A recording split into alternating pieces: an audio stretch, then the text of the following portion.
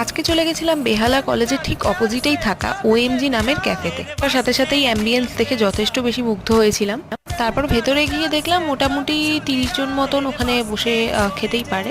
বাইরের দিকটা অনেকটা রেস্টুরেন্টের মতন, টেবিল চেয়ার রাখার। ভেতরের দিকটা তো খুবই সুন্দর। তবে খাবারের কথা এলে বলতেই হয় স্টার্টার্সগুলো দুর্ধর্ষ খেতে ছিল, আমি সবাইকে সাজেস্ট করব।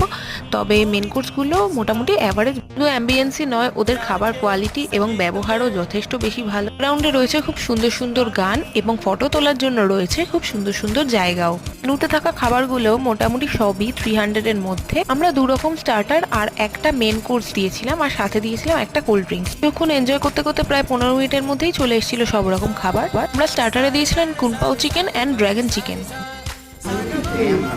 মেন কোর্সে দিয়েছিলাম মিক্স সস পাস্তা। তবে ওরা কমপ্লিমেন্টারি হিসেবে দিয়েছিল এই থাই বাসেল নুডলসটা।